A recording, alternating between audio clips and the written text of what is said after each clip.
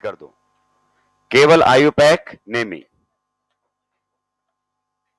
5-5 7-7 question करने में मजा नहीं आता। चलिए, तो लास्ट क्लास में हम डिस्कस कर रहे थे, वापस से मैं हल्का सा आपको रिवाइज करवा देता हूं, degree of unsaturation, degree of unsaturation. हालांकि बहुत सारे नाम लिखे थे हमने, पर ज्यादातर चलता यही है। इन शॉर्ट इसको क्या बोलते हैं? डीयू। आपको समझ में आ गया, डिग्री का डी, अनसैचुरेशन का यू ले लिया है।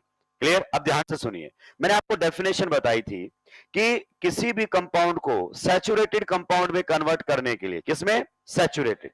सैचुरेटेड कंपाउंड एक ऐसा कंपाउंड होता है जिसमें कोई भी पाई बॉन्ड या रिंग नहीं होनी चाहिए।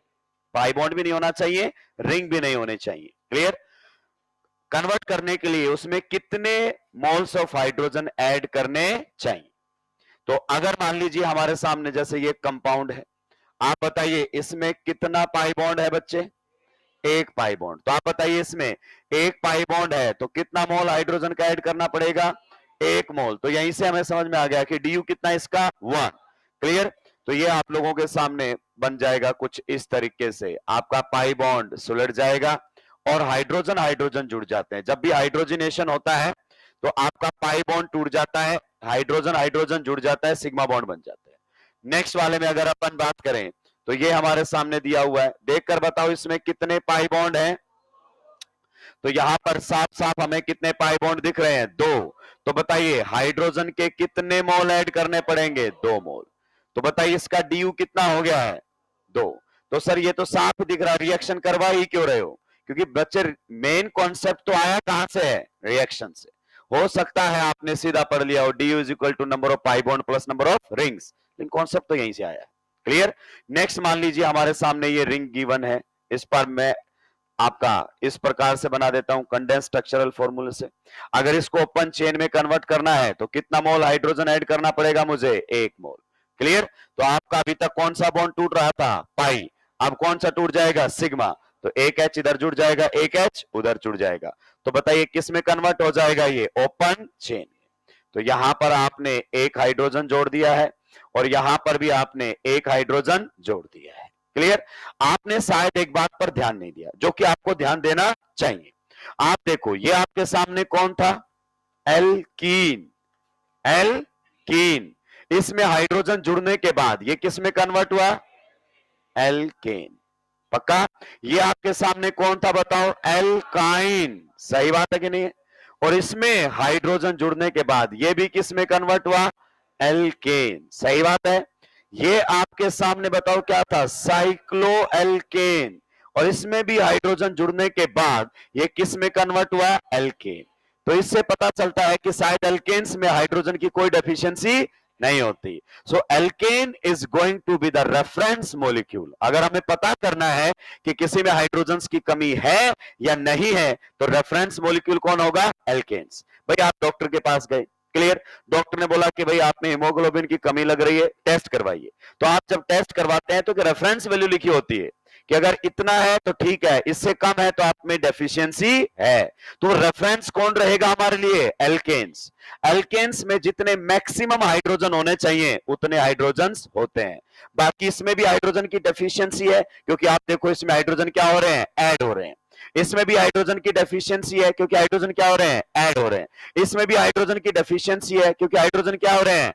ऐड हो रहे हैं। तो क्या हम बिना केमिकल रिएक्शन के डीयू डायरेक्ट बता पाएंगे? तो जवाब है बिल्कुल बता पाएंगे हम। थोड़ी देर बाद इनफैक्ट हम बताने वाले भी हैं। लेकिन अभी तक जो सीखा है उसके बेसिस पर मैं एक बात कह सकता हूं, क्या? Degree of unsaturation. क्या? डिग्री ऑफ अनसैचुरेशन अगर मुझे निकालना पड़े तो यहां से अगर स्ट्रक्चर गिवन है तो बहुत आसानी से निकाल सकता हूं। बताइए क्या रहेगा? Number of pi bonds. जब भी बच्चे मैं ब्रैकेट में एस लिखता हूं ना ऐसे, तो एक भी हो सकता है, एक से ज्यादा भी।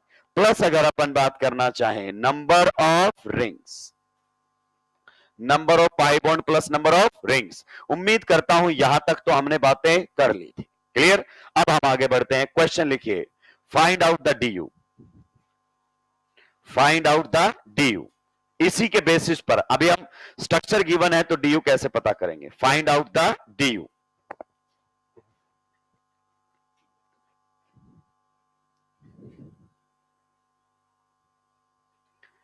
स्ट्रक्चर में सिंपल सा number of pi bonds plus number of rings.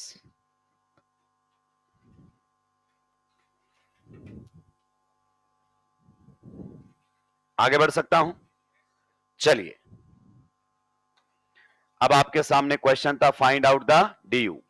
Question कुछ इस प्रकार से आ रहा है। पहला, इसे बच्चे हम क्या बोलते हैं? बेंजीन। दूसरा, ये हमारे सामने है नेफ्थलीन।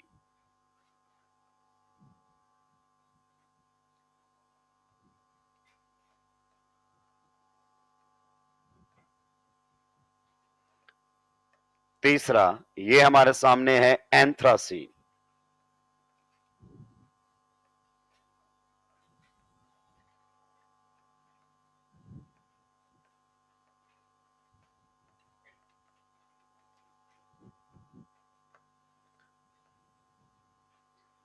टेक्निकली मैं आपको ये स्ट्रक्चर थोड़ा सा दिमाग में लाना चाह रहा था कि क्या होता है नेफ्थलीन, क्या होता है एंथ्रासीन और क्या होता है phenanthrene.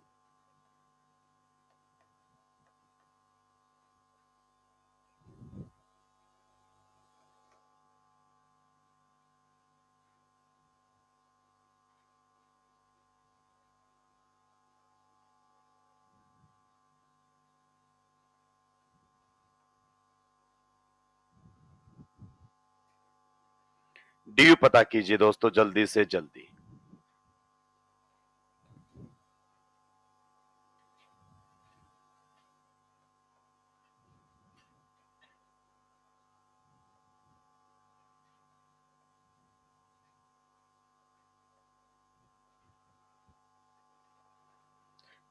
You have to find out DU, degree of unsaturation. Pen रुक गया है पहले में ही, गोला बनकर आ गया है, पता नहीं चल रहा है कितने पाई बॉन्ड हैं।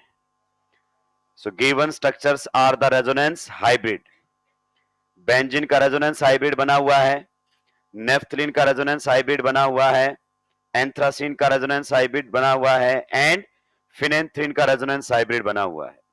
हालांकि आप लोग ड्रॉपर हैं, हम मान लेते हैं आपको कि आप साइंस के स्टूडेंट्स रहे हैं पिछले कुछ सालों में, पर आप एकदम आत्मा से एकदम शुद्ध कॉमर्स या फिर आर्ट्स वाले हैं। आइए पहले वाले में बताइए DU। सर मेरे को रिंग तो दिख रही है, कितनी है? एक, लेकिन मैं पाई बॉन्ड काउंट नहीं कर पा रहा हूं। ये रेजोनेंस हाइब्रिड की दिक्कत है। जब रेजोनेंस पढ़ाया जाता है ना तो चिल्ला चिल्ला के बताया जाता है रेजोनेंस हाइब्रिड की कोई दिक्कत नहीं है, सब फिजिकल केमिकल ये वो। नाम का है रेजोनेंस हाइब्रिड, काम का। तो जब भी गोला बनाए तो उससे कैसे छुटकारा पाए, ध्यान से सुनिए। रिंग जैसे है वैसे की वैसे रहने दो। कितने की रिंग है? 6 की। अच्छा, इससे पता फर्क नहीं पड़ता रिंग कितने की है, बस रिंग रिंग होनी चाहिए। अब जब भी ये गोला बनाए ना तो अल्टरनेट पाई बॉन्ड्स बना लो। क्लियर? अल्टरनेट। मान लीजिए आपने यहां से डबल बॉन्ड बनाना शुरू किया, फिर सिंगल, फिर सिंगल, फिर। So this is one of the resonating structure of benzene. और यहां से आप आसानी से आंसर कर पाएंगे। तो DU बताओ इसके अंदर नंबर ऑफ रिंग कितनी दिख रही है आप लोगों को? 1। नंबर ऑफ पाई बॉन्ड कितने दिख रहे हैं? 3। तो बताइए DU कितना हो गया है? 4। तो DU हो जाएगा 4। पक्का? चलिए नेक्स्ट वाले में फिर से ध्यान से देखेंगे भाई लोगों, सभी का ध्यान बोर्ड पर होना चाहिए। बताइए ये आप लोगों के सामने रिंग है कि नहीं है? पक्का? अब देखो फिर से गोला गोला। अच्छा, कई तो ये सोच लेते हैं कि 2 बेंजीन जोड़ दी हैं, तो एक बेंजीन में कितने पाई बॉन्ड है? 3। तो 2 में कितने हो गए? 6। ऐसा नहीं है, ऐसा नहीं है। गोले का मतलब अल्टरनेट पाई बॉन्ड होने चाहिए। कहीं से बनाना शुरू कर लो। मान लो मैंने यहां से बनाना शुरू कर दिया, double single double single double single double, फिर से सिंगल डबल। अब देखो अल्टरनेट पाई बॉन्ड आपके सामने चल रहे हैं। तो बताइए अगर मैं यहां पर आपसे DU पूछना चाहूं दोस्तों, कितनी रिंग है? 1 और 1 2, 6 की 2 रिंग अंधे को भी दिखाई दे रही है। तो रिंग कितनी है? 2 प्लस पाई बॉन्ड कितने हैं? 5। तो DU कितना आ गया दोस्त इसका? 7। तो इसका DU है 7। भाई जब समझा रहा हूं पूरा ध्यान बोर्ड पर होना चाहिए। नेक्स्ट वाले में बताओ कितनी रिंग बनी हुई है? 3। तो ये हमारे सामने 3 रिंग इस प्रकार से है। फिर से हमें पाई बॉन्ड दिक्कत दे सकते हैं। क्या दिक्कत दे सकते हैं? Pi bond. तो जब भी राउंड गोला बना के छोड़ दे मतलब पाई बॉन्ड अल्टरनेट, कहीं से शुरू कर सकते हो, उसमें कोई नहीं है। मान लो अभी हमने यहां से शुरू किया था, मान लीजिए सर मैं तो यहां से शुरू कर देता हूं, कोई दिक्कत नहीं है। बताओ double single double single double single double single double single double single, देखो अल्टरनेट हो गया हर जगह। क्लियर? तो बताओ अगर मैं इसका ड्यू निकालना चाहूं तो नंबर ऑफ रिंग बताओ कितनी है, 1 2 3, तो 3 तो रिंग है, plus number of pi bond बताओ 2 2 4 और 3 7, तो ड्यू बताओ कितना आ गया है 10। तो ड्यू आप लोगों के सामने रहेगा 10। क्या हम अगले की तरफ जा सकते हैं? फिर से रिंग ऐसे बनाई है तो उससे कोई फर्क पड़ने वाला नहीं है। 2 रिंग तो इस प्रकार से लीनियरली जोड़ी गई है। क्लियर? और एक रिंग को किस पर जोड़ा गया है, एंगल पर, इस तरीके से। अब हमें तो तीनों में गोला दिखाया गया, हमें बनाने हैं पाई बॉन्ड और वो होने चाहिए अल्टरनेट।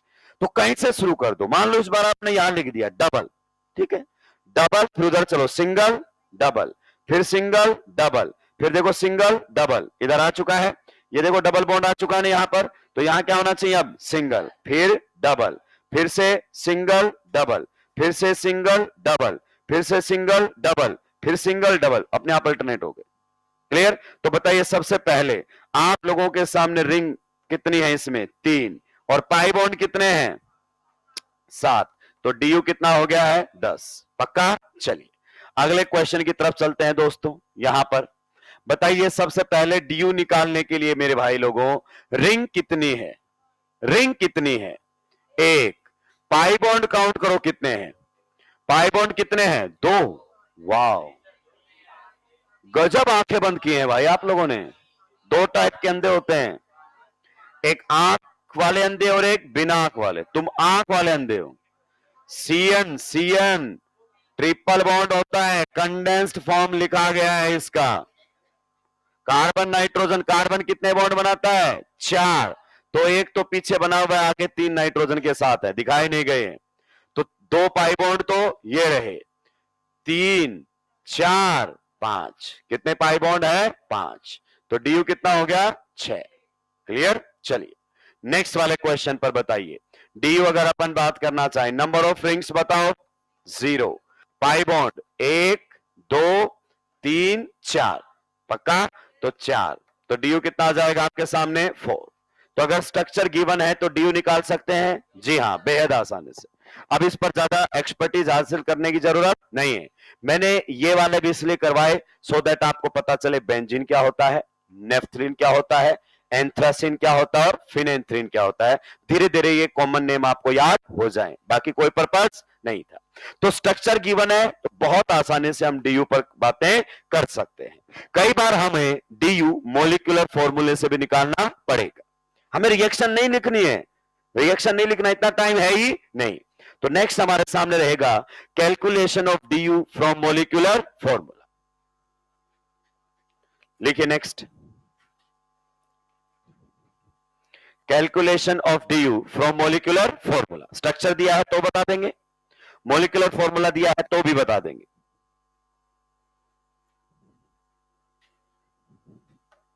आगे बढ़ सकता हूं दोस्तों, स्पीड को मेंटेन करके चलेंगे भाई।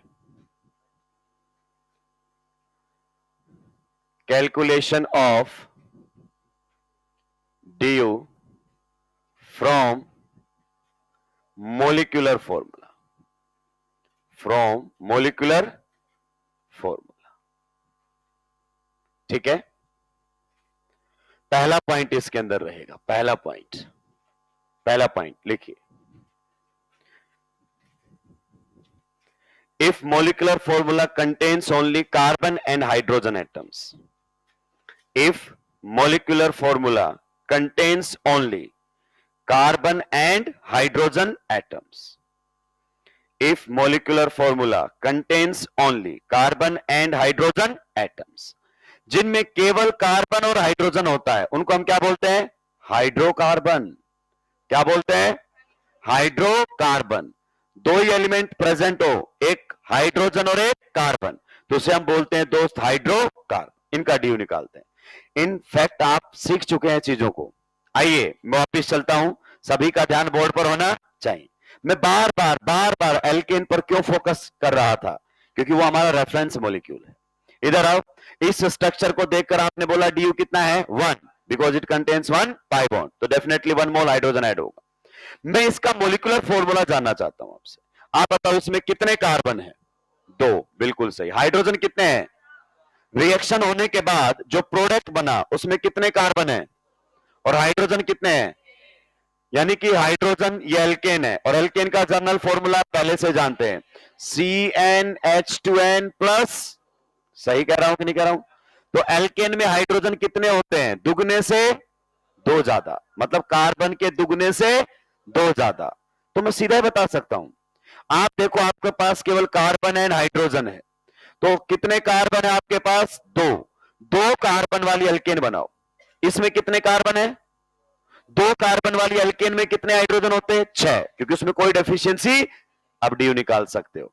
अगर आपको डीयू निकालना है तो डीयू हो जाएगा क्या? Delta HN, delta divided by 2। HN enthalpy change नहीं है, नंबर ऑफ हाइड्रोजन्स का डिफरेंस। इसमें कितने हाइड्रोजन है और इसके सेम कार्बन वाली एल्केन में कितने होते हैं? तो बताओ डिफरेंस कितने का है? 6 minus 4 divided by 2 is equal to 1। तो देख लो डीयू कितना है, केमिकल रिएक्शन की जरूरत नहीं है। इधर बताओ जल्दी से थोड़ा सा, बताओ कितने कार्बन है? 2, और कितने हाइड्रोजन है? जब इसकी डेफिशिएंसी दूर की गई तो ये किस में कन्वर्ट हो गया? एल्केन में। यानी कि आपको क्या देखना है? 2 कार्बन वाली एल्केन बनाओ।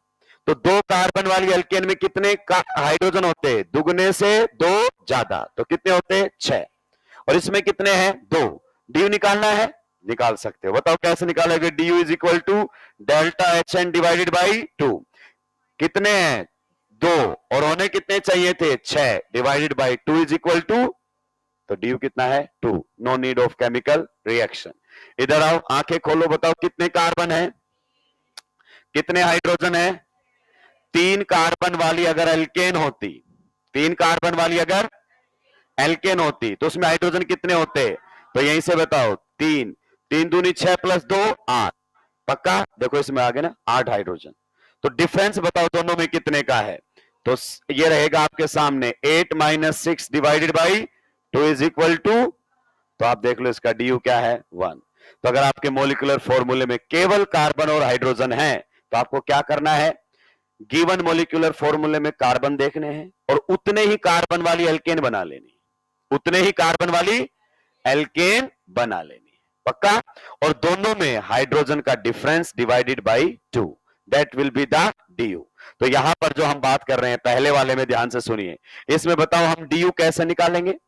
डीयू यहां पर हमारे सामने रहेगा, DU is equal to delta HN divided by 2। Delta HN कैसे निकालना है?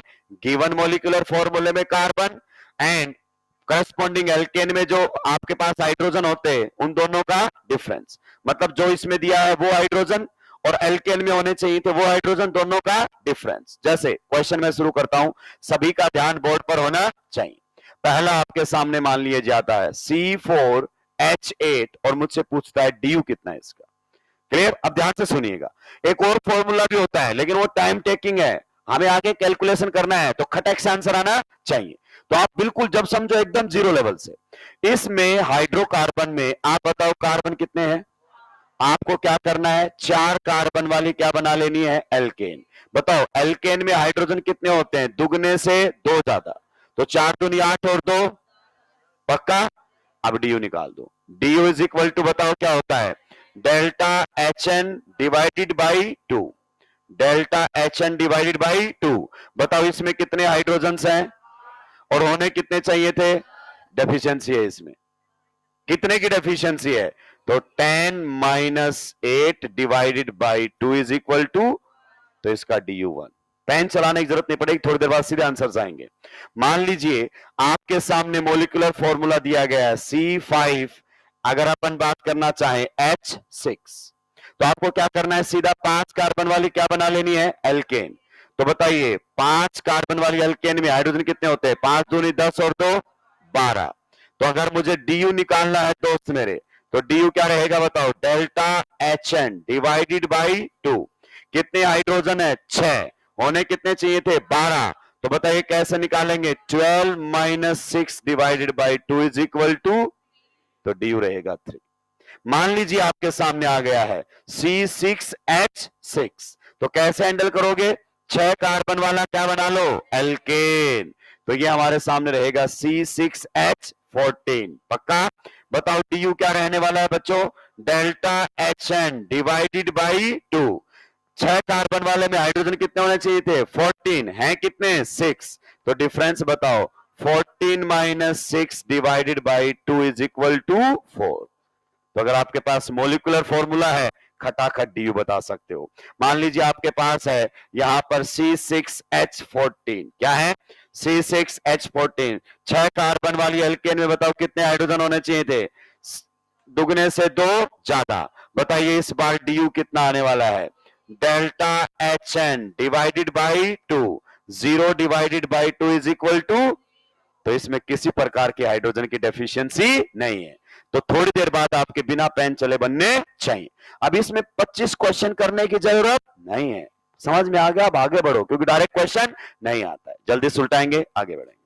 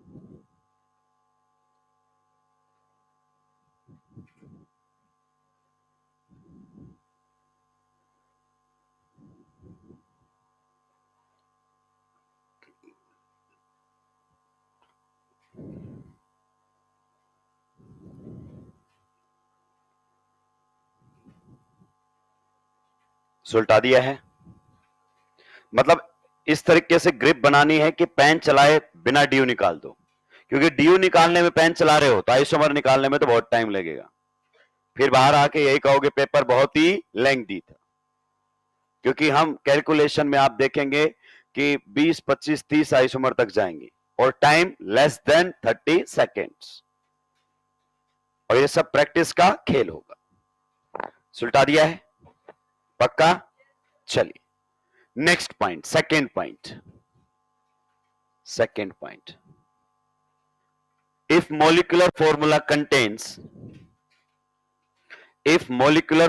contains carbon, hydrogen and halogen, X का मतलब केमिस्ट्री में halogen, if molecular formula contain carbon, hydrogen and halogen atoms, if molecular formula contains carbon, hydrogen and halogen atoms, comma, count halogen as hydrogen, count halogen as hydrogen, count halogen as hydrogen, count halogen as hydrogen, तो कहता है halogen को क्या count कर लो, hydrogen हटाओ, क्योंकि hydrogen halogen के आने से कभी रिंग और pi bond, halogen pi bond बनाता ही नहीं है नॉर्मल, और रिंग भी नहीं बना सकता क्योंकि रिंग बनाने के लिए बाइवेलेंट मिनिमम होना चाहिए, तो कहता है कोई दिक्कत की बात नहीं है। आइए पेन डाउन कीजिए, समझते हैं।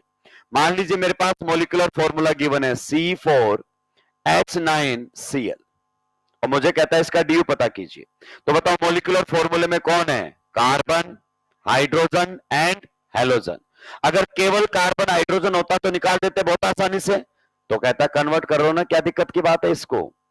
आप बताइए अगर हेलोजन है तो हेलोजन को कैसे काउंट करो, हाइड्रोजन, तो कहता है इसको ऐसे हैंडल करो, सी आपके पास कार्बन कितने बताओ 4, हाइड्रोजन कितने 9, और एक कौन है हेलोजन, हेलोजन को हाइड्रोजन मान लो, तो बताओ H कितने हो गए हैं 10, सही बात है कि नहीं है। अब बताओ 4 कार्बन वाली अगर एल्केन होती तो हाइड्रोजन कितने होते, 4 दूनी 8 और 2 10, तो बताइए कोई डेफिशिएंसी है क्या, नहीं, तो यहां पर जब आप डी निकालोगे तो बताइए 0 divided by 2 is equal to it means इस मोलिकुलर फॉर्मूला से जो आप स्ट्रक्चर बनाओगे उसमें पाई बॉन्ड और रिंग नहीं आएगी। भाई डी कब आता है, या तो पाई बॉन्ड आए या रिंग आए। 0 डी का मतलब no pi bond no ring. अभी समझाऊंगा और बढ़िया तरीके से। नेक्स्ट अगर अपन बात करें, हमारे सामने है C4, अगर अपन बात करें H5Cl ठीक है, और हमें इसका डी कैलकुलेशन के लिए कह रहा है। आप बताओ कौन कौन है आपके सामने, यहां पर है आपका कार्बन, हाइड्रोजन एंड हेलोजन। एक बार बताओ, अगर केवल कार्बन हाइड्रोजन होते तो आसानी से बता देते, बता के आए हैं सर, कोई दिक्कत थी? कन्वर्ट कर लो ना इसको, क्या दिक्कत की बात है मेरे भाई। और कन्वर्ट कैसे करेंगे, हेलोजन्स को काउंट एज, कार्बन कितने हैं बताओ 4, हाइड्रोजन कितने हैं 5, एक क्लोरीन 6, ब्रोमीन 2 हैं, तो हाइड्रोजन कितने हो गए हैं 8। पक्का? बताओ 4 कार्बन वाली अगर एल्केन होती, 4 कार्बन वाली एल्केन होती तो हमारे सामने होता C4H10। तो डी बताओ कितने हाइड्रोजन का डिफरेंस है 2 का, तो डी कितना होगा 1। 10 minus 8 divided by 2 is equal to, हवा में तो आंसर आ रहा है। अब इसमें चित्रकला की प्रैक्टिस करने की जरूरत, नोट डाउन कीजिए, आगे बढ़ूंगा।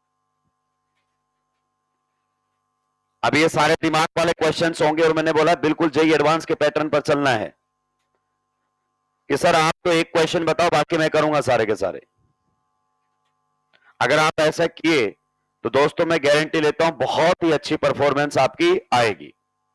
पर आप अपनी परफॉर्मेंस को कहां से जज करते हैं, माइनर से, कि इस वाले पार्ट में नंबर नहीं आ रहे, यहां तो पूरे आ रहे हैं, तो पूरे तो आ जाएंगे, नंबर आना नहीं आना मेरे हाथ में है। सारे नोट्स के क्वेश्चन छाप दूंगा पेपर में, आगे नंबर।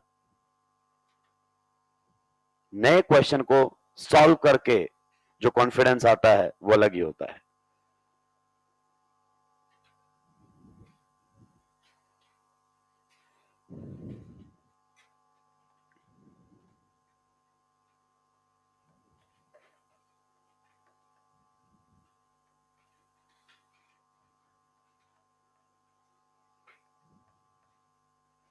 अगले का डीयू मुझे चाहिए बिना पेन चलाए, पेन नहीं चलाएगा कोई, हवा में सोच के बताओ। अगले का डीयू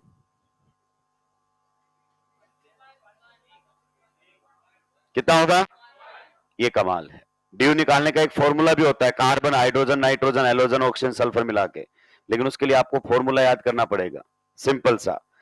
एक ही बात है, हेलोजन्स को क्या मान लो हाइड्रोजन, तो बताओ कार्बन कितने हैं 5, हाइड्रोजन 5 और 1 6, 6 और 2 1 9 और 1 10, तो हाइड्रोजन कितने हो गए बताए। 5 कार्बन वाली एल्केन में कितने होते हैं 12, तो होने कितने चाहिए थे 12, और हैं कितने, साफ पता है डी1 होगा।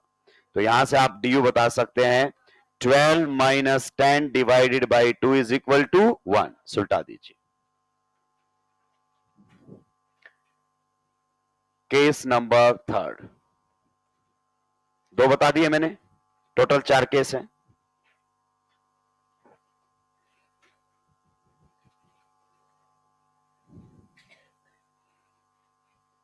केस नंबर 3 लिखिए, if molecular formula contains oxygen और sulphur, if molecular formula contains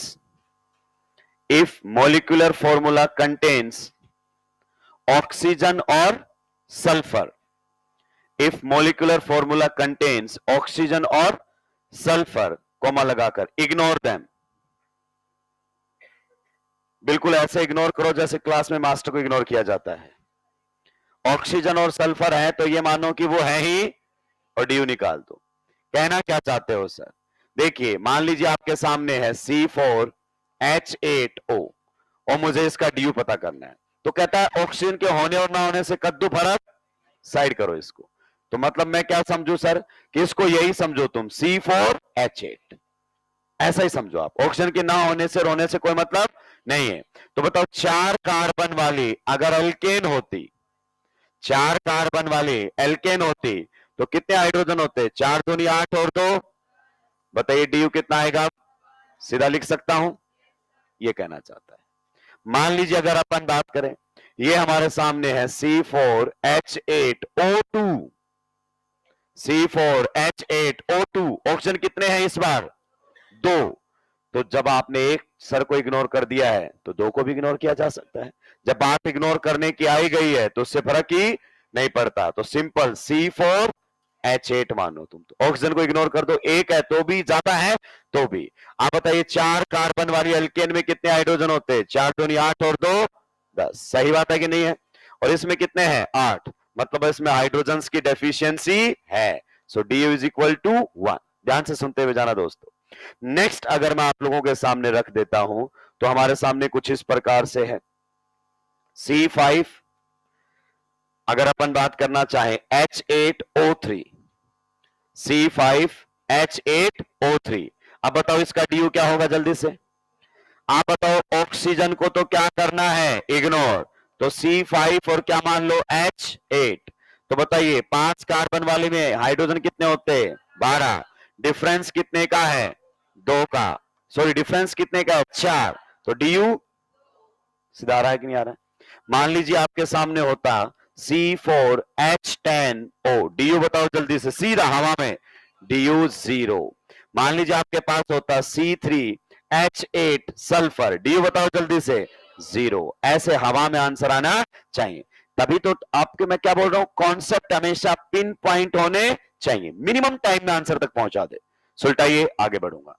next और लास्ट, उसके बाद DU कैलकुलेशन फॉर्मूले से भी खत्म। तो फॉर्मूला दिया है तो फॉर्मूले से सुलटा दो, स्ट्रक्चर दिया है तो स्ट्रक्चर से। जितना सवाल उतना जवाब।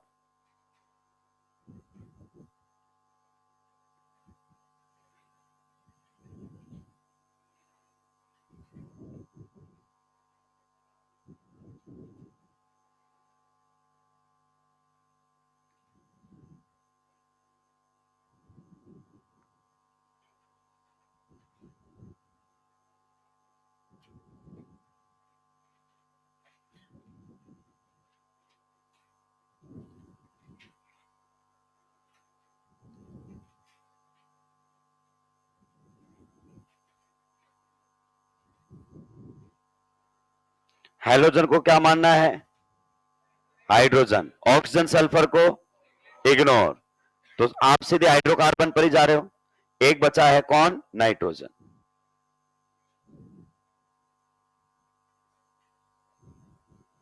सुलटा दिया है सभी ने? पक्का?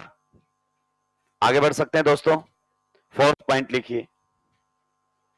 Fourth point, if molecular formula contains, if molecular formula contains nitrogen atom, bracket में एस रखा करो। एटम एक भी हो सकता है, एक से ज्यादा भी, मतलब एटम्स, एस को ब्रैकेट में रखो, एक भी हो सकता है, एक से ज्यादा। If molecular formula contains nitrogen atom, comma लगाकर, then subtract equal number of hydrogen atoms, then subtract equal number of hydrogen atoms, then subtract equal number of hydrogen atoms. आइए समझते हैं क्या कहना चाहता है। मान लीजिए आपके सामने मॉलिक्यूलर फॉर्मूला है C4H11N। कार्बन हाइड्रोजन को तो हैंडल करना जानते हैं हम, लेकिन नाइट्रोजन आ गया है तो वो क्या कह रहा है कि नाइट्रोजन जितने हैं ना उतने हाइड्रोजन कम करके सुलटा दो, हाइड्रोजन को हटा दो। सॉरी, किसको हटा दो? नाइट्रोजन को। तो बताइए कार्बन कितने हैं? 4, रहने दो। हाइड्रोजन कितने हैं? 11, एक नाइट्रोजन है। तो कहता है नाइट्रोजन जितने उतने हाइड्रोजन कम कर दो। तो कितना कम कर दूं? 1। तो हाइड्रोजन कितने हो गए? 10। बताओ कितना DU है? 4 दूनी 8 और 2 10 होने चाहिए थे, 10 ही है। DU कितना है? 0। तो अब कहता है आप जैसे पहले केस में ले रहे थे वैसे बात को आगे बढ़ाइए। 4 कार्बन है तो हाइड्रोजन कितने होने चाहिए थे? 10। तो ये आपके सामने है। बताइए डिफरेंस कितने का आएगा? 0। तो DU कितना हो गया है? 0। मान लीजिए आप लोगों के सामने है C5H13N। बताइए इसको नाइट्रोजन मॉलिक्यूलर फॉर्मूले में आ गया है क्या? तो बताओ एक नाइट्रोजन के नाम का एक हाइड्रोजन क्या कर दो? कम। तो C5H क्या हो गए दोस्त? 12। आप बताइए 5 कार्बन वाली अगर एल्केन होती तो कितने हाइड्रोजन होते? उसमें भी 12। तो बताओ DU कितना हो गया है? 0। पक्का? मान लीजिए अगर अपन बात करना चाहें C5 हमारे सामने दिया गया है H11N, तो बताओ किस प्रकार से हैंडल करते हैं इसको? कितना नाइट्रोजन है बच्चों? एक नाइट्रोजन के नाम का एक हाइड्रोजन कम, तो क्या बन जाता? C5H10। 5 कार्बन वाली एल्केन होती है तो हाइड्रोजन कितने होते हैं? 5 दूनी 10 और 2 12। पक्का? चलिए, तो यहां पर बताइए डी यू कितना आ जाएगा? 1। हो गया सारा कैलकुलेशन। एक बार मुझे रिकॉल करवाओ। कार्बन और हाइड्रोजन है तो कोई दिक्कत ही, उतने ही कार्बन की एल्केन बना लो, दोनों में हाइड्रोजन का डिफरेंस डिवाइडेड बाई 2। हेलोजन है तो हेलोजन को हाइड्रोजन काउंट करो और फिर से हाइड्रोकार्बन बन जाएगा। ऑक्सीजन सल्फर है तो इग्नोर करो, सीधा कार्बन हाइड्रोजन से एल्केन बनाओ, कंपेयर करो। और नाइट्रोजन है तो उतना ही हाइड्रोजन कम कर दो, खत्म हो गई कहानी। जल्दी से सुलटाएंगे, आगे बढ़ूंगा।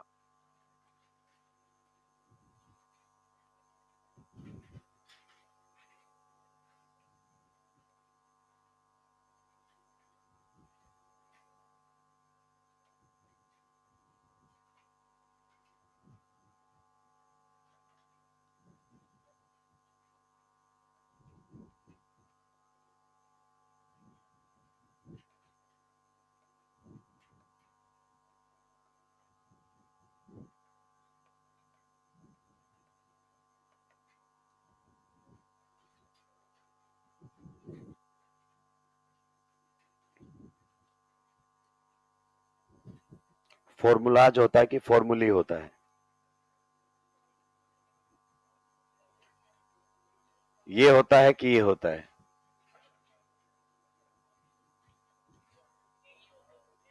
यही होता है ना। मैं हिंदी माध्यम से थोड़ा सा पढ़ा हुआ हूं, पर तुम में और मुझ में कोई खास फर्क नहीं है।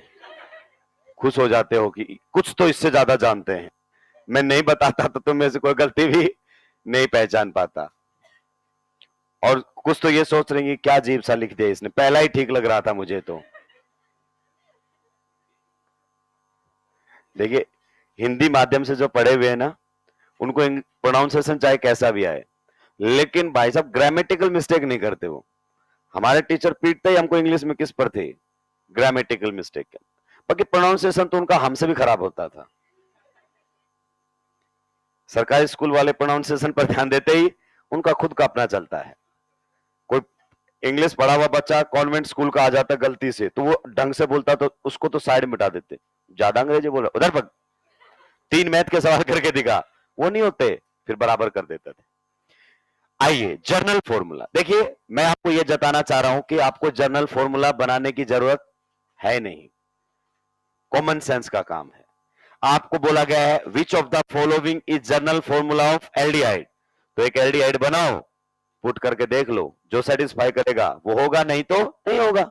लेकिन हम तो डीयू से निकालते साहब, क्योंकि हम तो मेहनती हैं, हमने तो मेहनत करना सिखाना जीवन में, एक ही तो काम आता है हमको, मेहनत। रिजल्ट भले आए ना आए, पर मेहनत हम जानते हैं।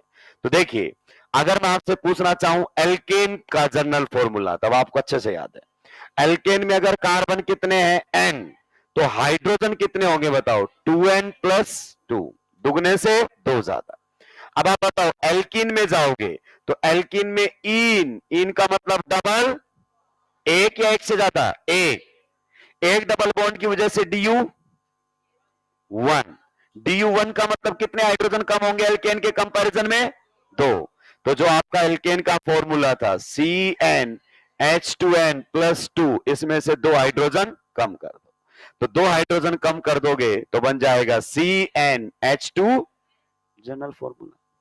नेक्स्ट अगर अपन बात करें एल्काइन, आइन, आइन का मतलब 2 डबल बॉन्ड, 2 डबल बॉन्ड, तो डी यू कितना हो गया? 2। तो एल्केन के कंपैरिजन में कितने हाइड्रोजन कम मिलेंगे? 4। तो इसमें से अब -4 कर दो, तो जर्नल फॉर्मूला हो जाएगा CnH2n-2। 4 करोगे माइनस तो +2 तो पहले ही था ना, तो -2 आएगा। नेक्स्ट साइक्लो एल्केन, साइक्लो का मतलब एक रिंग, और रिंग की वजह से DU1, मतलब कितने हाइड्रोजन कम करने हैं? 2। तो इसका भी जर्नल फॉर्मूला हो जाएगा CnH2। नेक्स्ट एल्का डाइइन, एल्का डाइइन कितने डबल बॉन्ड हैं? 2, मतलब DU कितना है? 2। तो हाइड्रोजन एल्केन के कंपैरिजन में 4 कम, तो जर्नल फॉर्मूला हो जाएगा CnH2n-। ये टाइम पास है जिसका कोई मतलब नहीं है, छापो इसको जल्दी से।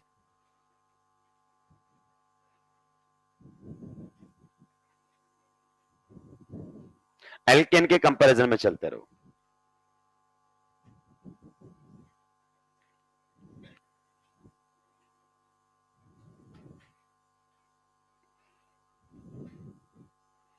अब आते हैं इसके सबसे इंपॉर्टेंट पार्ट पर कि हम डीयू पढ़ते ही क्यों है।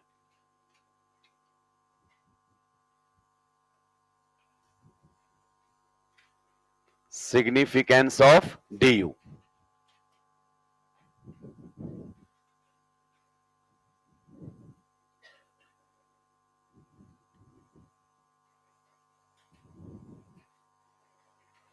सिग्निफिकेंस ऑफ डीयू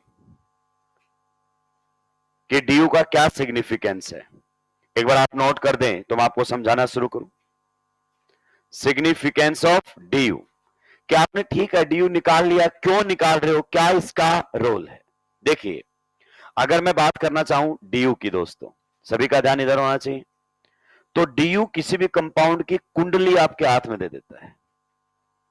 मतलब आप किसी मोलिकुलर फॉर्मूले को देखकर यह बता सकते हो कि उसकी स्ट्रक्चर कैसी बननी चाहिए, यह बता सकते हो। मान लो किसी मोलिकुलर फॉर्मूले से आपने डीयू पता किया और डीयू कितना आया, 0। 0 डीयू का मतलब पाई बॉन्ड और रिंग कितनी है, 0। यानी कि इस मोलिकुलर फॉर्मूले से जब आप स्ट्रक्चर बनाओगे तो स्ट्रक्चर में पाई बॉन्ड नहीं आ सकता, स्ट्रक्चर में रिंग भी। ये फिजिकल सिग्निफिकेंस है डीयू का। जैसे मान लीजिए अगर आप लोगों के सामने मैंने मोलिकुलर फॉर्मूला रखा है C3H8 और आपने तुरंत इससे क्या निकाला है, डीयू, और आप बताओ डीयू कितना है, 0। पक्का। इस 0 डीयू का मतलब है कि 3 कार्बन 8 हाइड्रोजन का इस्तेमाल करोगे ना तो कोई रिंग और पाई बॉन्ड की स्ट्रक्चर नहीं बनेगी। अगर आपने गलती से रिंग या पाई बॉन्ड बनाने की कोशिश की तो मॉलिक्यूलर फॉर्मूला ये नहीं होगा उसका। जैसे अगर मान लीजिए मैंने इससे ये बनाया, ध्यान से सुनते हुए जाओ, ये बनाया, तो बताओ इसमें कोई पाई बॉन्ड है, नहीं, कोई रिंग है, नहीं। लेकिन सर मान लीजिए मैंने ये बना दिया, तो दोस्त ये जो आपने बनाया है इसमें क्या बना दिया है, रिंग। इसका मॉलिक्यूलर फॉर्मूला ये हो ही नहीं सकता। कार्बन काउंट करो कितने हैं, 3, हाइड्रोजन काउंट करो 6, तो ये गलत है। डीयू 0 मतलब केवल ओपन चेन कंपाउंड बनेंगे। क्या बनेंगे, open chain, no pi bond, no ring. Open chain में भी पाई बॉन्ड नहीं आना चाहिए। ये सिग्निफिकेंस है डीयू का कि हमें इससे ये समझना चाहिए। क्लियर, ध्यान से सुनते हुए जाइए। नेक्स्ट हमारे सामने मान लीजिए हम बात कर रहे हैं C3H6, बताइए डीयू कितना है इसका, सीधा आप बताओ डीयू 1।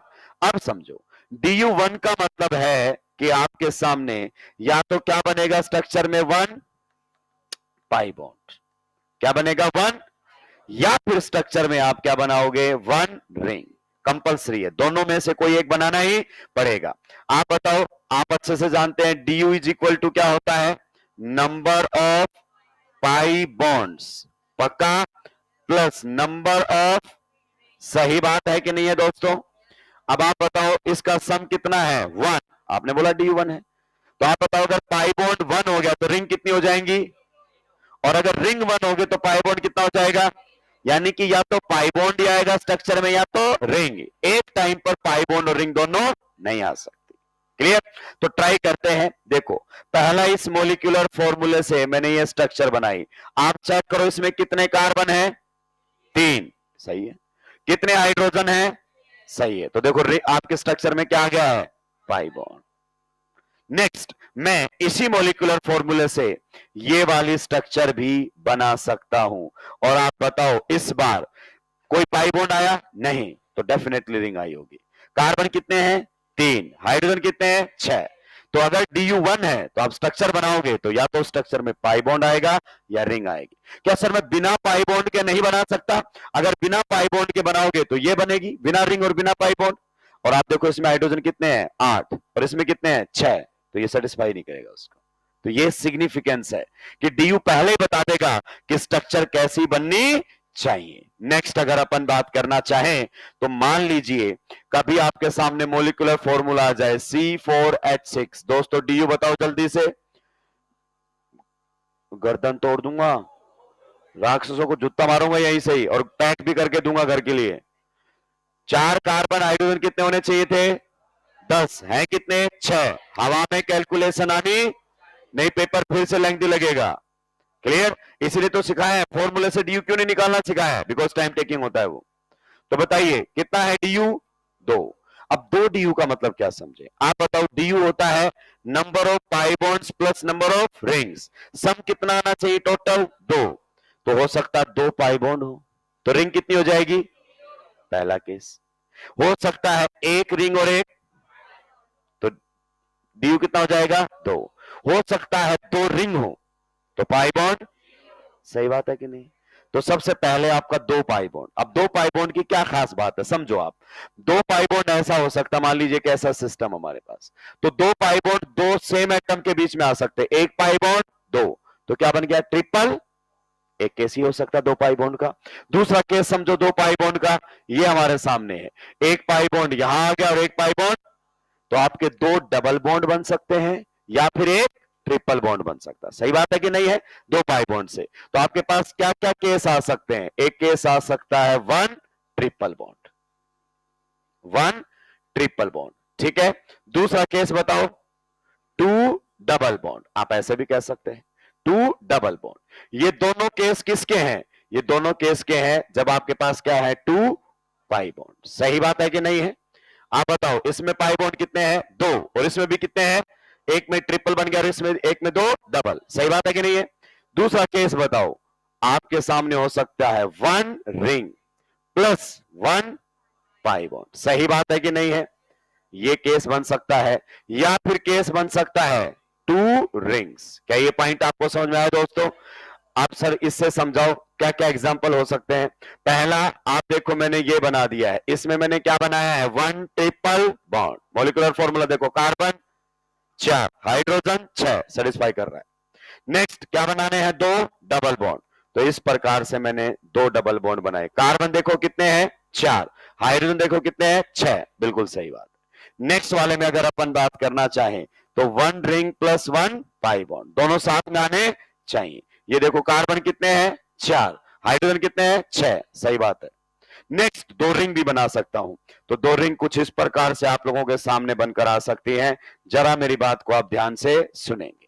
क्लियर? अभी कितनी रिंग है, एक, और अब कितनी रिंग हो गई हैं 2। ऐसे देखो, एक 3 मेंबर रिंग दिखाई दी, गौर से देखो एक 3 मेंबर रिंग दिखाई दी, और दूसरी बार अगर अपन बात करना चाहें तो एक और आपको 3 मेंबर रिंग दिखाई देगी। बीच वाला बॉन्ड दोनों रिंग में कॉमन है। एक 3 की रिंग देखो, ये मिलकर 3 की, एक 3 की रिंग, ये और ये मिलकर, तो कितनी रिंग है इसमें 2 रिंग है। तो देखो ये वाला केस 2 रिंग्स। तो जब डी यू 0 हो मतलब कोई पाई बॉन्ड नहीं, कोई रिंग नहीं। जब डी यू 1 हो या तो पाई बॉन्ड आएगा स्ट्रक्चर में या रिंग आएगा, और जब डी यू 2 हो तो ये 4 केस आप सोच सकते हो, क्योंकि इसके बिना आप स्ट्रक्चरल आइसोमर्स का कैलकुलेशन नहीं कर सकते। सुलटाइए, आगे बढ़ूंगा।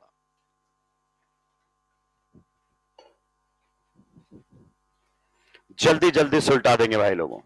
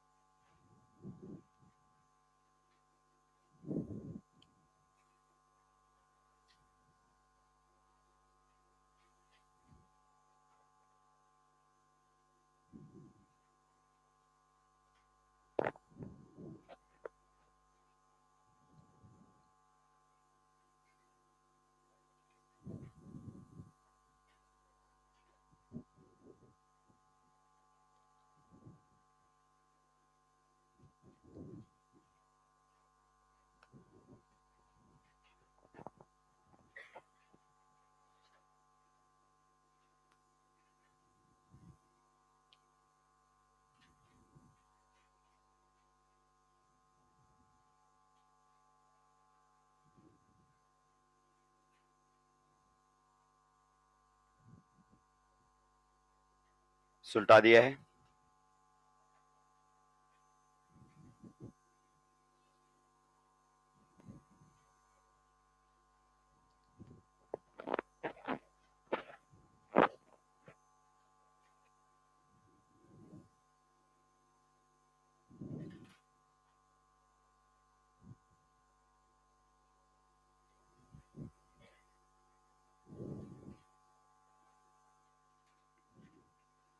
अब सुलटाया क्या? आईपैक नेमिंग का एक एक क्वेश्चन ऑनेस्टली सॉल्व करना है। अपने आप से अगर आप ईमानदार रहेंगे तो सेलेक्ट होने के चांसेस सबसे ज्यादा है। किसी को दिखाने की जरूरत नहीं, किसी को बताने की जरूरत नहीं है, खुद से आपको ऑनेस्ट रहना पड़ेगा। आगे बढ़ सकता हूं? चलिए अब आते हैं हम मेन टॉपिक पर। नॉर्मली इस टॉपिक से क्वेश्चन नहीं पूछे जाते हैं, यह टॉपिक आने वाले टॉपिक को समझने के लिए इंपॉर्टेंट होता है। ठीक है, कई जगह पर इसकी रिक्वायरमेंट पड़ती है इनडायरेक्टली, डायरेक्टली नहीं आता, इनडायरेक्टली कई जगह पर आता है। जैसे ऐसे क्वेश्चंस आते हैं, given molecular formula of this compound is this, ठीक है, it gives yellow precipitate with iodine in the presence of NaOH, identify the compound. तो आपको समझ में आ गया, I2NaOH आइडोफॉर्म टेस्ट। तो फिर आपको मॉलिक्यूलर फॉर्मूले से DU निकालना पड़ेगा, DU से पता चलना चाहिए कि क्या क्या पॉसिबिलिटी बन सकती है। तो बहुत इजीली हम क्वेश्चन को अप्रोच कर सकते हैं। चलिए आगे बढ़ सकता हूं। नेक्स्ट और जो कि मेन टॉपिक हमारा है दैट इज, अगर अपन बात करें आइसोमेरिज्म, आइसोमेरिज्म ये हमारे सामने टॉपिक रहेगा, आइसोमेरिज्म। एनसीईआरटी ने बहुत अच्छे से इसको दिया है, पर टुकड़ों में दिया है, एक साथ डील नहीं करता एनसीईआरटी इस टॉपिक को। हल्का सा जहां पढ़ेंगे आइसोमेरिज्म वहां पर, फिर हल्का सा एल्कीन चैप्टर में बात करेगा, फिर हल्का सा एल्केन चैप्टर में बात करेगा, हल्का सा एल्काइल हैलाइड एराइल हैलाइड में बात करेगा। मतलब सारी बातें जो पढ़ाऊंगा वो है एनसीईआरटी में ही, पर डायरेक्टली डील नहीं करता है, टुकड़ों में डील करता है, उसको जहां चाहिए वहीं पढ़ा देता है वो। तो हम उसको बेटर कनेक्टिविटी के लिए यहीं पर ही सुलटाएंगे। क्लियर? आइए सबसे पहले हम बात करना चाहते हैं आइसोमर्स की। किसकी बात करेंगे? आइसोमर्स। देखिए किसी भी टॉपिक को अगर आप समझना चाहते हैं तो आपको उसके बेसिक्स क्लियर होने चाहिए। कौन मुझे आइसोमर्स की डेफिनेशन बताएगा? आइसोमर्स की डेफिनेशन। इतनी फीस दी है, ये काम भी हम ही करेंगे क्या? ये काम तो एटलीस्ट आपको करना चाहिए। देखिए सबसे पहले आप ट्राई करना चाहेंगे? बताइए, बैठे बैठे बताइए। Different compound having same structural formula, structural फॉर्मूले से बेटर सेम मॉलिक्यूलर फॉर्मूला। काफी अच्छा आपने ट्राई किया है। ध्यान से सुनिए, सबसे पहले आप समझो दोस्तों, समझो, आपको वर्ड ही क्लियर नहीं होते जीवन में। आइसोमर जो होता है ना वर्ड, आइसोमर, ये रिलेशन बताने वाला वर्ड होता है। क्या बताने वाला वर्ड होता है? रिलेशन। अगर आप रिलेशंस को ठीक से जानते हैं तो आपको चीजें समझ में आ जाएंगी। क्लियर? मान लीजिए मैं अपने पर ही अप्लाई करता हूं, दूसरे पर तो क्या अप्लाई करूं? कोई यहां से आए, ठीक है, और मैं बोलूं कि मेरा भाई है। क्या है? मेरा भाई है। और आप बोलो अच्छा इसके पेरेंट्स कौन है, तो इसका मतलब आपको यह नहीं पता कि भाई रिलेशन डिफाइंड कब होता है। सही बात है कि नहीं है? या आप मैं बता दूं हम दोनों भाई हैं, मेरे पापा मम्मी का नाम ये है, तो आपने बोला चलो आपका तो ठीक है, आप बताओ, इसका मतलब आपको भाई वर्ड डिफाइंड नहीं है, आपको उसका सिग्निफिकेंस ही नहीं पता है। तो आइसोमर्स रिलेशन को बताता है। किसको बताता है? रिलेशन। और रिलेशन सेम चीज में होती है कि अलग चीज में? भाई आप बोलोगे ये मेरा भाई है तो वो अलग ऑब्जेक्ट होना, आपने बोला ये मेरी बहन है, तो दो अलग चीजें हैं, लेकिन कुछ चीज कॉमन है, और कॉमन है पेरेंट्स। सही बात है कि नहीं है? तो जब आप बोल रहे हो आइसोमर्स, तो उसका मतलब है कि आप रिलेशन बता रहे हो दो डिफरेंट कंपाउंड्स में। एक्स और वाई, क्या बोला मैंने? एक्स और वाई एक दूसरे के क्या होंगे? आइसोमर। कब? जब उनका मॉलिक्यूलर फॉर्मूला क्या होगा? सेम। एक्स और वाई दो अलग कंपाउंड हैं, पर उनमें कॉमन क्या है? Molecular formula. पर आप पढ़ते हो बुक इस लैंग्वेज जो कभी ब्रेन में जाती ही नहीं है, और उसमें क्लियरिटी कुछ भी नहीं है, कुछ भी क्लियरिटी नहीं है। Isomers are compound having same molecular formula, different structural formula और डिफरेंट अरेंजमेंट ऑफ एटम्स और ग्रुप्स इन स्पेस। पूरा बोलते बोलते खुद भूल गए पहले क्या बोला था। मतलब कुछ दिमाग में क्लियर नहीं है। तो डेफिनेशन को कंसाइज लेकर चलोगे तो क्लियरिटी क्या होगी? ज्यादा। तो सबसे पहले आपको आइसोमर्स के सामने उसकी क्या लिख लेनी है? डेफिनेशन लिखिए। आइसोमर क्या बताता है? Relation. different compounds having same molecular formula. Different compounds having same molecular formula. Different compounds having same molecular formula. Compound क्या होने चाहिए? डिफरेंट. मोलिकुलर फॉर्मूला क्या होना चाहिए? सेम. उनको हम क्या बोलते हैं? आइसोमर्स. आइए एग्जांपल्स के थ्रू दोस्तों कुछ बढ़िया बातें हम यहां पर समझते हैं. पेन सभी के डाउन होने चाहिए. स्टेटमेंट का दौर है और एग्जामिनर जितनी चाहे उतनी स्टेटमेंट बना सकता है. कोई लिमिटेशन नहीं है. सारी नोटबुक में नहीं आ सकती, लेकिन सारी बातों को आसानी से समझा जा सकता है. मान लीजिए अगर मैं आपके सामने यहां पर बात करूं, ये हमारे सामने कंपाउंड दिया हुआ CH3 CH2OH. Can you tell me the IUPAC name of this compound? तो आप बताइए इसका आईयूपैक नेम क्या रहेगा? प्रो. सिंगल बॉन्ड के लिए एन एंड वन पोजीशन पर है ऑल.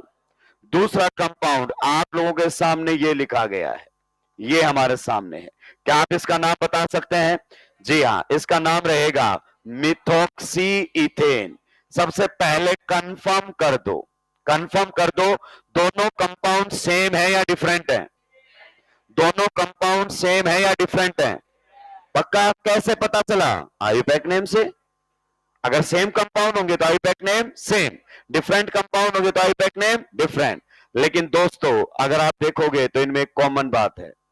बताओ ऊपर वाले में कितने कार्बन हैं, कितने हाइड्रोजन हैं? कितने हैं? एक काउंटिंग की क्लास ले लूं, क्योंकि तुम ठीक से नहीं काउंट कर पा रहे हो. या तो चश्मे का नंबर ठीक से 3, 2, 5, 2, 7 और 1, 8. अब मेरे को समझ में आता है कि क्यों तुमको फिजिक्स वाले ऐसे पढ़ाते. 1 + 1 + 2 + 2, ये हो गए 2 + 2 + 6. आगे बच्चा इसको भी 2 बार काउंट करो, 1, 1, 2, क्योंकि हमारी बीमारी कुछ और चल रही है और ये नीट ने 2025 में साफ कर दिया. परसेप्शन बदल दिया है. किसका? स्टूडेंट्स का. 2025 से पहले, कोविड के बाद और 2025 से पहले दोस्तों स्टूडेंट्स का परसेप्शन एकदम अलग हो गया था. एक एक्स टीचर, एक वाई टीचर. पता वो क्या जैसे देखे, एक्स का तो बहुत बढ़िया समझ में आ रहा है, वाई का समझ में नहीं आ रहा है. बात समझ में आने की चल रही थी. अगर कोई ये 6 जोड़ना सिखा रहा है, क्या सीख रहा है भाई? ऐसे ऐसे तुम्हारे परसेप्शन सेट हो रखे थे. पेपर में होगा नहीं होगा कोई सोच नहीं रहा था. समझ में आने की लड़ाई चल रही थी, और जिनकी लड़ाई समझ में आने की चल रही है ना, वो सिलेक्शन से कोसों दूर हैं. 2025 के पेपर ने फिजिक्स में बढ़िया से दिखा दिया कि जो तुम फॉर्मूला रख रख के कॉन्फिडेंस गेन कर रहे थे, साफ एक भी नहीं आया. तो ये समझा करो, ये कोई मतलब की बातें नहीं होती हैं. ऐसे हल्के हल्के 25 क्वेश्चन करवा के जाऊंगा, वो 25 समझ में आए, लेकिन वो 25 पेपर में नहीं आएंगे ना. पेपर का लेवल तो ऊपर है आपसे. तो इस बात पर थोड़ा सा ध्यान देंगे और थोड़ा सा रिवाइज करके आएंगे, जोड़ना घटाना, ठीक है, और हाइड्रोजन कार्बन को पहचानना. तो बताइए ऑक्सीजन कितना है? 1. खास बात क्या है? क्या है? दोनों का मोलिक्यूलर फॉर्मूला और दोनों का मतलब दोनों कंपाउंड अलग हैं. अगर मैं बोलूं इन दोनों के बीच में रिलेशन क्या है, तो आप बोलोगे एक दूसरे के आइसोमर्स हैं. ये बेसिक सी चीज क्लियर नहीं होती बच्चों को. Different compounds having same molecular formula are isomers.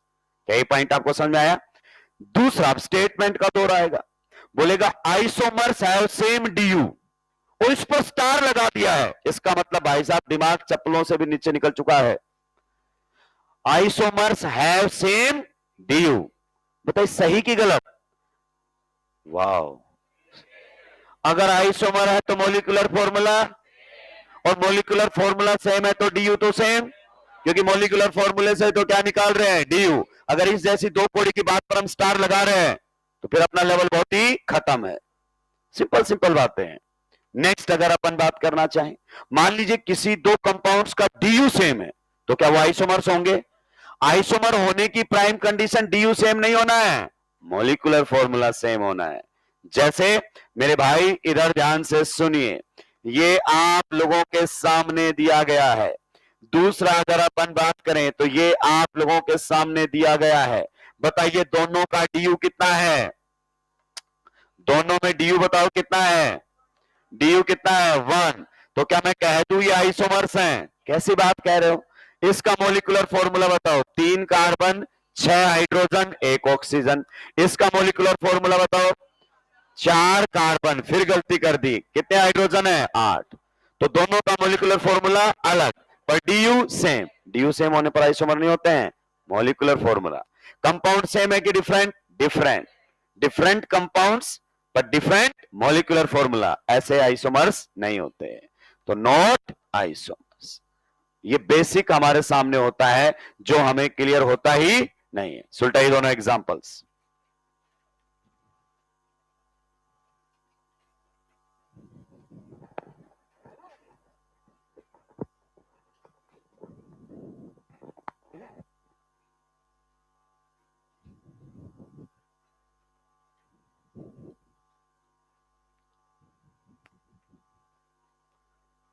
क्या सभी डिफरेंट कंपाउंड आपस में आइसोमर्स होते हैं?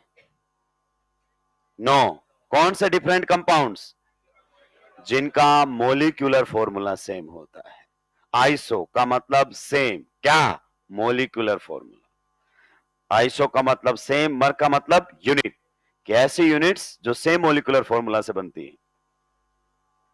जब तक ये बात एकदम क्लियर नहीं होगी ना, याद करने से काम नहीं चलता, ये ध्यान रखना पेपर के अंदर, क्योंकि क्वेश्चन तो घूमेगा इधर उधर पूरा। 360 से आपके कॉन्सेप्ट चेक करेगा एग्जामिनर।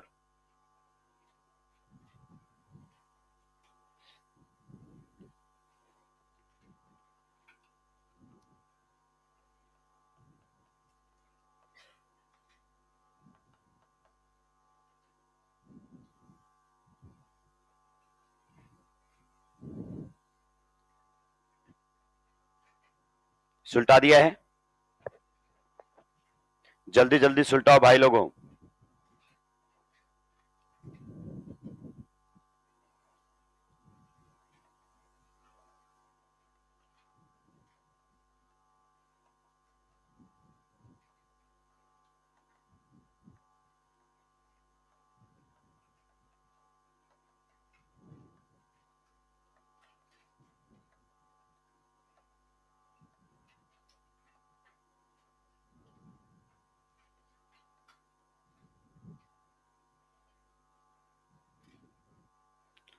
वो अभी नहीं लिखना है, केवल ये 2 एग्जाम्पल लिखने हैं।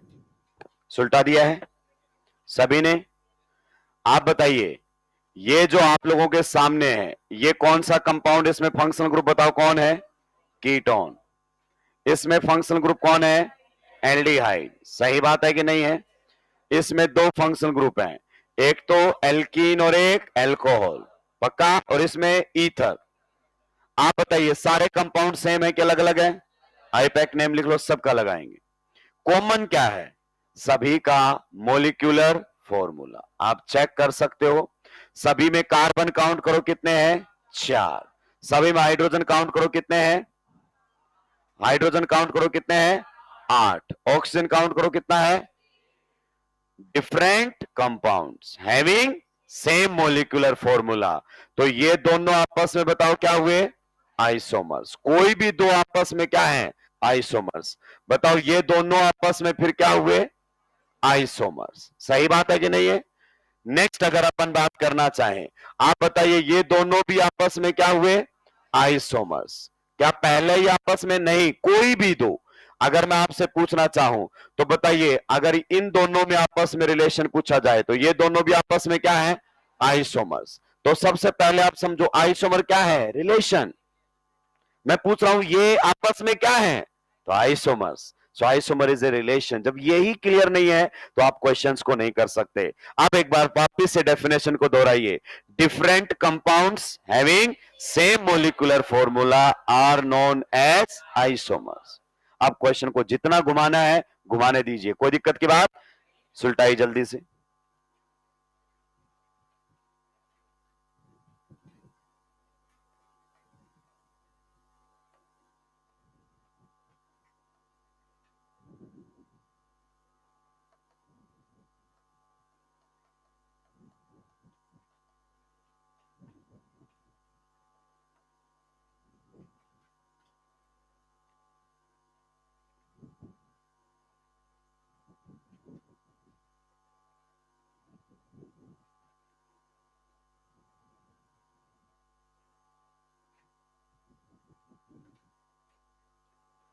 जल्दी जल्दी सुलटाएंगे, की पॉइंट्स भी लिखेंगे। Isomers have different IUPAC name, सही बात या गलत बात? याद ना करना पड़े दोस्त, समझ में आना चाहिए बोली गई बात। Isomers have different IUPAC names. क्या आप इस बात से सहमत हैं? मतलब ये जब आए तो आपके दिमाग में बैकग्राउंड में काम चले और ब्रेन बोले बिल्कुल सही बोल रहा है, कोई गलत नहीं है। नेक्स्ट, आप बताओ, अपन ड्रॉपर है, थोड़ा थोड़ा पड़ा हुआ है, ये टॉलरेंस टेस्ट देता है क्या? Ketone, ketone, ketone Tollens Fehling Benedict test देता है क्या? नहीं। एल्डिहाइड, बॉइलिंग पॉइंट कीटोन्स का ज्यादा, एल्डिहाइड का, और अल्कोहल का तो सबसे ज्यादा। इससे प्रूव होता है एकदम कॉमर्स वाले हैं अपन, इंटरमोलिकुलर हाइड्रोजन बॉन्डिंग। तो इनकी फिजिकल प्रॉपर्टी क्या है? अलग अलग, केमिकल प्रॉपर्टी भी अलग अलग है। अल्कोहल लुकस टेस्ट देते हैं, एल्डिहाइड कीटोन नहीं देते हैं। तो ये रटने वाली बात नहीं है। जब कंपाउंड अलग है तो या तो फिजिकल प्रॉपर्टी अलग होगी या केमिकल प्रॉपर्टी अलग होगी, या दोनों भी अलग हो सकते हैं क्योंकि कंपाउंड ही अलग है। तो अगला पॉइंट लिखेंगे, isomers have different physical, isomers have different physical, comma chemical और both properties. Isomers have different physical,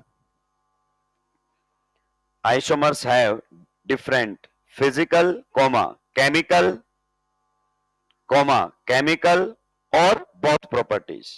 मतलब फिजिकल प्रॉपर्टी अलग हो सकती है, केमिकल प्रॉपर्टी अलग हो सकती है, दोनों भी अलग हो सकती हैं, physical as well as chemical.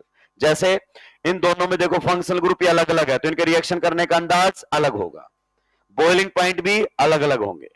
लेकिन कुछ ऐसे होंगे जिनकी केमिकल रिएक्शन तो एक जैसी होंगी लेकिन फिजिकल प्रॉपर्टी अलग होंगी। जाहिर सी बात है, या तो फिजिकल या केमिकल में से एट लीस्ट एक प्रॉपर्टी तो अलग होगी ही, तभी तो कंपाउंड अलग माने जाएंगे। Clear? Next point, isomers have same DU, सही बात है कि नहीं है? Isomers have same DU, isomers have same DU, isomers have same DU, but reverse is not true, but reverse is not true.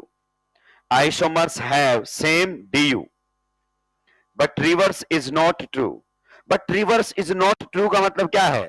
कि अगर किसी का du सेम है तो जरूरी नहीं वो आइसोमर ही हो। एग्जाम्पल पहले आ चुका है ना।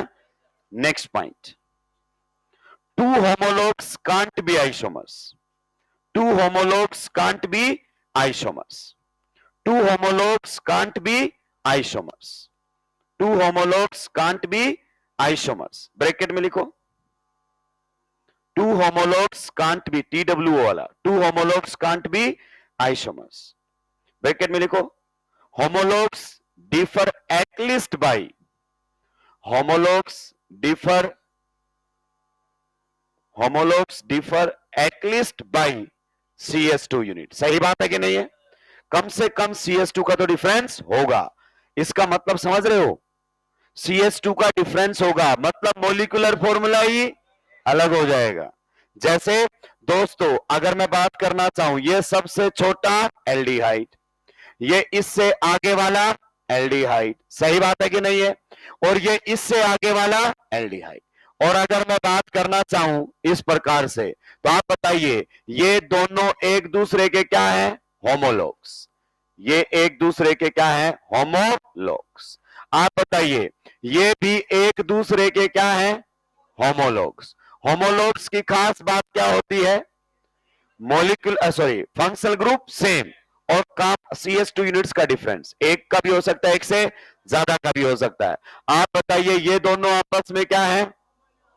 होमोलॉग्स है कि नहीं है? पर इनमें से कोई भी आइसोमर नहीं है एक दूसरे का। क्या ये दोनों आपस में आइसोमर है? नहीं, मॉलिक्यूलर फॉर्मूला देखो अलग अलग है। क्या ये दोनों आपस में आइसोमर है? नो, मॉलिक्यूलर फॉर्मूला अलग अलग है। आइसोमर्स की प्राइम कंडीशन है molecular formula must be same. तो कभी भी दो होमोलॉग्स आपस में आइसोमर नहीं हो सकते हैं क्योंकि होमोलॉग्स का मॉलिक्यूलर फॉर्मूला 100% अलग होता है। सुलटा दिया है? चलिए जल्दी सुलटाएंगे, आगे बढ़ेंगे। अब हम बात करेंगे आइसोमर्स के डिवाइड करने की बातों पर। आइसोमर्स को दो कैटेगरी में डिवाइड किया जाएगा। दो कैटेगरी में आइसोमर्स को दोस्तों डिवाइड किया जाता है, वन बाय वन हम डील करेंगे। जल्दी से जल्दी सुलटा के आएंगे और ध्यान रखेंगे ये कैलकुलेशन वाला पार्ट है आइसोमर्स का, तो इस बार पढ़ाने की अप्रोच चेंज होगी। स्पून फीडिंग वाला मामला नहीं चलेगा। मैं बार बार कहता हूं, जब भी आपसे क्वेश्चन नहीं बने तो आप दो अप्रोच ले सकते हैं। एक कि मैं दोबारा से ट्राई करूंगा और इस क्वेश्चन को बनाऊंगा, दूसरा इसका मुझे समझ में नहीं आ रहा, मैं मास्टर बदलूंगा। हो सकता है दूसरा मास्टर सेम क्वेश्चन क्लास में ही करवा दे, हो सकता है कि मैं नहीं करवाऊं, मेरी अप्रोच एकदम अलग है। लेकिन ये बात बता देता हूं, जितने मार्क्स आपके यहां पर आएंगे मेरे पेपर में ऑलमोस्ट वैसे के वैसे रिफ्लेक्ट होंगे फाइनल पेपर में। और ये जो पुराने बच्चे हैं वो जानते हैं, फालतू में मार्क्स में कभी बांटता ही नहीं हूं, चाहे कितने भी अपशब्द सुनने पड़े मुझे। रियलिटी हमेशा बच्चे को मालूम होगी। तो आइसोमर्स को हम दो कैटेगरी के अंदर डिवाइड कर सकते हैं। एक हमारे सामने होते हैं दोस्तों स्ट्रक्चरल आइसोमर्स। क्या होते हैं? Structural isomers. इनके काफी नाम चलते हैं, स्ट्रक्चरल आइसोमर बोल दीजिए। दूसरा जो काफी चलता है constitutional isomers. Constitutional isomers, constitutional isomers. कई बार दोस्तों इनको लिंकेज आइसोमर्स भी बोल देते हैं। क्या बोल देते हैं? लिंकेज आइसोमर्स भी बोल देते हैं। कई बार इनको रीजियो आइसोमर्स भी बोल देते हैं, रीजियो आइसोमर्स। अब अपने को तो क्वेश्चन मिल गया साहब, structural isomers are also known as. कोई नहीं पूछेगा कि स्ट्रक्चरल आइसोमर्स को और किस नाम से जाना जाता है, ये ऑप्शन में आ जाए। नहीं आते ऐसे क्वेश्चन, बस हमें मालूम होना चाहिए। स्ट्रक्चरल बोलो, कॉन्स्टिट्यूशनल बोलो, लिंकेज बोलो या फिर रीजियो बोलो, एक ही बात है। दूसरा जो आइसोमर्स हमारे सामने आते हैं कैटेगरी में, वो होते हैं दोस्तों स्टीरियो आइसोमर्स। क्या होते हैं? Stereo isomers. और इन पर अभी हम बिल्कुल भी डील नहीं करेंगे, क्योंकि मैं एक साथ सारी बातें अगर आपको बताने लग जाऊंगा ना तो इधर वाली समझ में आएंगी ना उधर वाली। तो पहला हमारा जो फोकस रहेगा वो किस पर रहेगा? इस वाले पार्ट पर। इसको ढंग से पढ़ेंगे, फिर वहां चलेंगे, फिर दोनों में डिफरेंस भी क्लियर कर देंगे। ठीक है, तो नेक्स्ट एक बार हेडिंग लगा देंगे ताकि हम डेफिनेशन लिख दें। हम सबसे पहले डील कर रहे हैं किसको? Structural oblique constitutional isomers. Structural oblique constitutional isomers.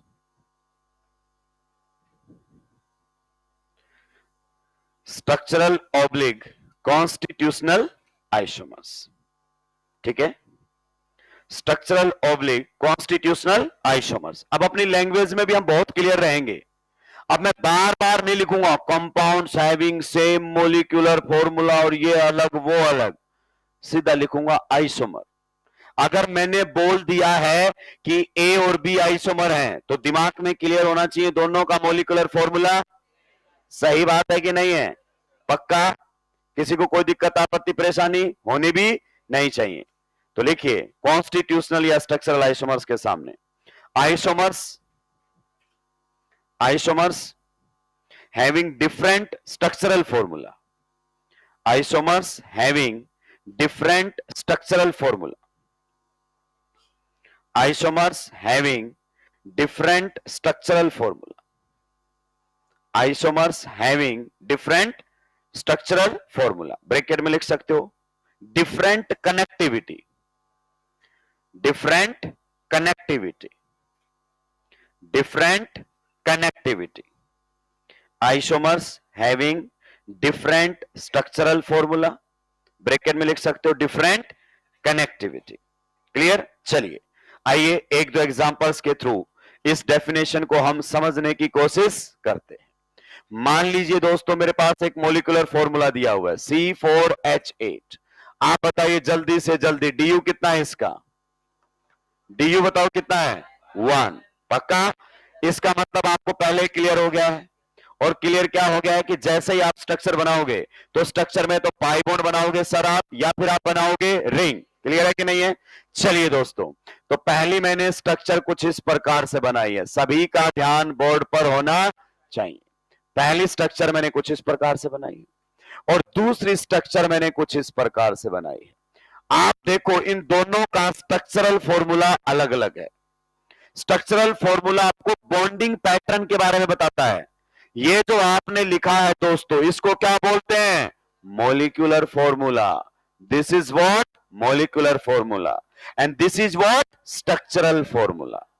ये स्ट्रक्चरल फॉर्मूला कहता है कि डबल बॉन्ड 1 और 2 कार्बन के बीच में है, पर यह स्ट्रक्चरल फॉर्मूला कहता है कि नहीं, 1 और डबल बॉन्ड 2 और 3 के बीच में है। तो कनेक्टिविटी बदल गई है। मतलब यह कहता है 1 2 डबल बॉन्ड से जुड़े हुए हैं, यह कहता है नहीं नहीं 2 3 डबल बॉन्ड से जुड़े हुए हैं। तो एटम्स के जुड़ने का तरीका बदल जाए, कहीं डबल बॉन्ड कोई बना रहा हो, कहीं डबल बॉन्ड कोई बना रहा हो, तो आप कह सकते हैं इनके बारे में क्या, कि यहां पर आपको क्या देखने को मिल रहा है? Different structural formula. एसएफ का मतलब structural formula, different structural formula. इसका मतलब कौन से आइसोमर हो गए? स्ट्रक्चरल आइसोमर्स सामने हो गए हैं, क्योंकि आइसोमर हैं ये तो हम पहले डिक्लेयर कर चुके हैं मॉलिक्यूलर फॉर्मूला से। और समझिए, मान लीजिए हमारे सामने है C4H10, अगर अपन बात करें O, डी बताओ जल्दी से, डी कितना है दोस्तों? 0। पक्का? चलिए, इससे पहली स्ट्रक्चर मैंने कुछ इस तरीके से बनाई है, सभी का ध्यान बोर्ड पर होना चाहिए। यहां OH लगा हुआ है। दूसरा अगर अपन बात करना चाहें तो मैंने कुछ इस प्रकार से बनाई है, यहां पर OH लगा हुआ है। और तीसरा जो मैंने बनाया है वो कुछ इस प्रकार से बना दिया है। आप देखो, ये तीनों स्ट्रक्चरल फॉर्मूले सेम है कि अलग अलग हैं? अलग अलग। तीनों में एटम्स के जुड़ने का तरीका बदल चुका है। सर पहले वाले में समझाएंगे, जैसे पहले वाले में समझो, OH आपके कौन से कार्बन पर है? कार्बन नंबर 1 पर। इसमें बताओ आपका OH, अच्छा कार्बन बढ़ गए क्या? अगर इसमें अपन बात करना चाहें तो आप बताइए OH कौन से कार्बन पर है? कार्बन नंबर 2 पर। तो बताओ अटैचमेंट बदला कि नहीं बदला? बॉन्डिंग पैटर्न बदला कि नहीं बदला? इसमें तो भाई साहब OH है ही नहीं। इसमें ऑक्सीजन बताओ एक ही साइड से कार्बन से जुड़ा हुआ है, इसमें ऑक्सीजन बताओ एक ही साइड से कार्बन से, और इसमें दोनों साइड से कार्बन से। तो आप कह सकते हो इन तीनों में क्या मेन बात है? आप कह सकते हो कि डिफरेंट क्या है इनका? Structural formula, different structural formula. और आइसोमर्स है ये, जी हां, डिफरेंट कंपाउंड है, मॉलिक्यूलर फॉर्मूला सबका क्या है? सेम। लेकिन डिफरेंस किसकी वजह से है? डिफरेंट स्ट्रक्चरल फॉर्मूले की वजह से है। तो इस टाइप वालों को आप बताओ क्या बोलोगे? Structural isomers. क्या बोलोगे? Structural isomers. यानी कि जहां पर एटम्स के जुड़ने का तरीका ही बदल जाए, एटम्स के जुड़ने का तरीका ही बदल जाए। कनेक्टिविटी का मतलब होता है way of attachment, how the atoms are bonded to each other. अगर वही चेंज हो रहा है दोस्त मेरे, तो वो आपके क्या रहेंगे? Structural isomers. नोट करेंगे, आगे बढ़ूंगा। मैं आपको बहुत पहले क्लियर कर चुका हूं difference between molecular formula and structural formula. Unnecessary definitions को लेंथी नहीं बनाएंगे। Compounds having same molecular formula but different structural formula, सीधा लिख दो ना आइसोमर। आइसोमर का मतलब compound different but molecular formula same. अब डिफरेंस किसकी वजह से है? स्ट्रक्चरल फॉर्मूले की वजह से है, तो स्ट्रक्चरल आइसोमर।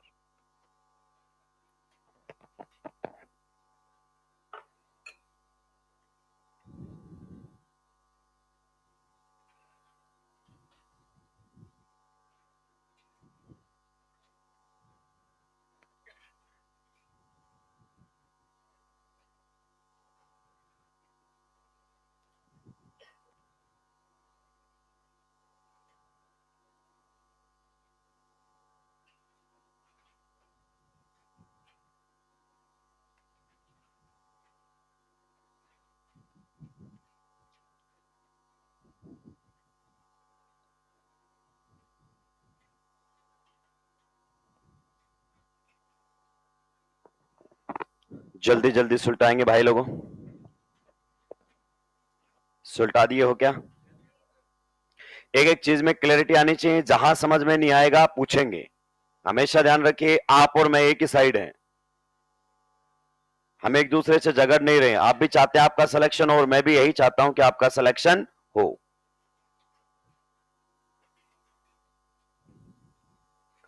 सुलटा दिया है। एक क्वेश्चन करें अच्छा सा, देखते हैं कि आपका आइसोमर्स को लेकर कितनी बेसिक अंडरस्टैंडिंग डेवलप हुई है। क्वेश्चन लिखिए, क्वेश्चन लिख दीजिए इसको सुलटाने के बाद। Which of the following is isomer of, अगर लिख नहीं पाए हैं तो स्पीड बढ़ाए, मुझे अब शब्द ना कहें क्योंकि उससे कोई फायदा नहीं होना है। Which of the following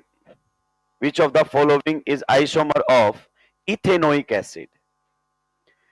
Which of the following is isomer of ethanoic acid? Question clear है? ऑप्शन आपको दिए जा रहे हैं। सबसे पहले अगर अपन बात करना चाहें तो दिया जा रहा है इथेनल। फिर अगर अपन बात करना चाहें तो हमारे सामने दिया गया है मिथाइल मिथेनोएट, मिथाइल मिथेनोएट। तीसरे नंबर पर अगर अपन बात करना चाहें तो हमारे सामने दिया गया है प्रोप टू इन टू, कैसे आएगा carbon, prop in two ol, ol. ठीक है। फोर्थ आप लोगों के सामने दिया गया है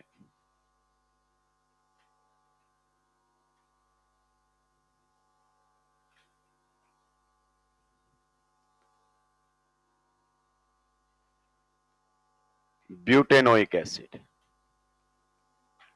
ब्यूटेनोइक एसिड। आप बताओ क्वेश्चन का कॉन्सेप्ट समझ में आया क्या? अप्रोच कैसे करोगे? आप ऐसे सोचो, अगर आपको क्वेश्चन की क्लियरिटी है ना, दो कौड़ी का सवाल है। नहीं तो भाई साहब ये क्वेश्चन अच्छे से नहीं बनता। आप अपने आप से पूछो, क्लियर? अगर आपसे पूछा जाए कि बताइए मेरा भाई कौन है, तो कौन होगा? जिसके पेरेंट्स क्या होंगे? सेम। सीधी सी बात है। तो आपसे क्वेश्चन क्या पूछ रहा है? क्या पूछ रहा है क्वेश्चन? किसका? इथेनोइक एसिड का आइसोमर कौन है? मतलब आइसोमर्स की prime condition molecular formula same. तो क्या आप इथेनोइक एसिड बना सकते हो? तो ये आप लोगों के सामने कौन होता है? Ethanoic acid. बताओ कार्बन कितने हैं? 2। हाइड्रोजन कितने हैं? 4। और ऑक्सीजन कितने हैं? पहचानो ये सेम मॉलिक्यूलर फॉर्मूला इनमें से किसका है? बताइए किसका है? ये देखो क्या कह रहा है, इथेनल। तो ये तो आपके सामने हो गया इथेनल। मॉलिक्यूलर फॉर्मूला बताओ। C2H4O। मॉलिक्यूलर फॉर्मूला सेम नहीं, आइसोमर हो ही नहीं सकता। अप्रोच देखिए दूसरे वाले में। अब ये इस तरह जानबूझ के लिए है मैंने, क्योंकि आधो से स्ट्रक्चर नहीं बननी यहां पर, क्लियर? तो ये आप लोगों के सामने इस तरह की क्या होगी? स्ट्रक्चर। मॉलिक्यूलर फॉर्मूला बताओ, कितने कार्बन है? 2। हाइड्रोजन 4 और oxygen same molecular formula but compound अलग। So the answer is second. तो ऐसे क्वेश्चंस आते हैं। आई बात समझ में? अलग अलग तरीके से पूछेगा। जब भी पूछे कि इसका आइसोमर कौन है, इसका मतलब पूछ रहा है किसका मॉलिक्यूलर फॉर्मूला वही है जो इसका है। आज के इतना ही, बाकी बात करेंगे अगली क्लास में। आयुपैक नेमिंग के मॉड्यूल को सॉल्व करते रहे। आज का टास्क क्या है? एक्सरसाइज 2। बढ़िया तरीके से सॉल्व करना है। कहीं भी दिक्कत आए तो आपको पूछेंगे। डिस्कशन बाकी है अभी हमारा।